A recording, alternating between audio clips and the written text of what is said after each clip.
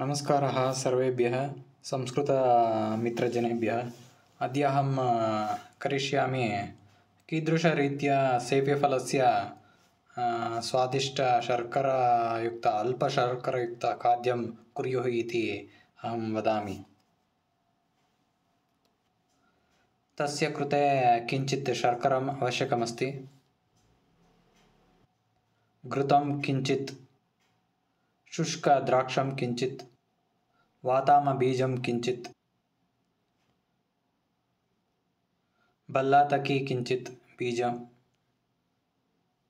खण्डितबल्लातकी किञ्चित्, सेव्यफलम् एकं।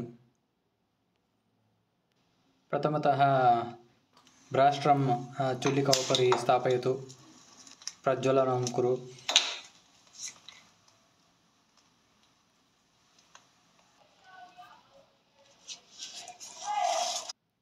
घृषसाधनेन सेव्यफलं घृषं कुरु, घृषति इति कुरु।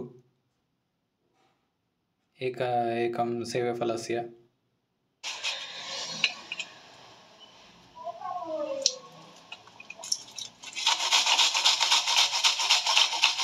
घृषं कुरु। एवं घृषकय साधनेन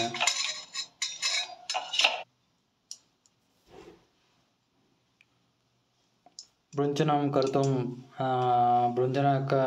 भृञ्जनपूर्वं ब्राशस्य अन्ते घृतं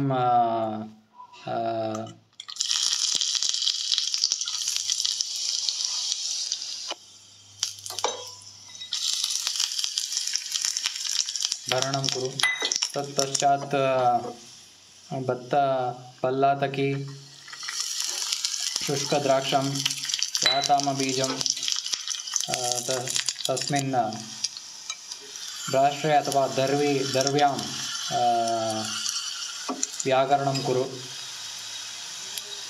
व्याकरणं कृत्वा तस्मिन् सेव्यफलं मिश्रणं कुरु,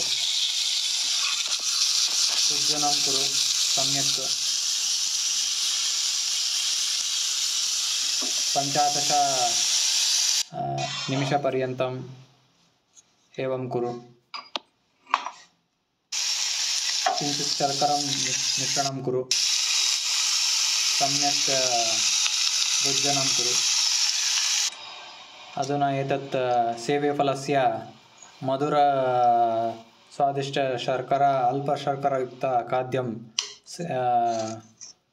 सम्पूर्णं भविष्यति। खाद्यं उपयुक्तः भविष्यति, खाद्ययोग्यं भविष्यति। एवं च खाद्यं शक्यते, अथवा किञ्चित् दुग्धं मिश्रणं कृत्वा च खादितुं शक्यते। एतत् स्वादिष्टकर उपभोजनं भविष्यति। सायङ्काले पौष्टिकांशयुक्त खाद्यं भविष्यति। अतः एतदासीत् मम नवीनतम नूतन कीदृशरीत्या सेव्यफलस्य स्वादिष्ट अल्पशर्करयुक्तखाद्यं कुर्युः इति कृतवान्। यूयमपि कृत्वा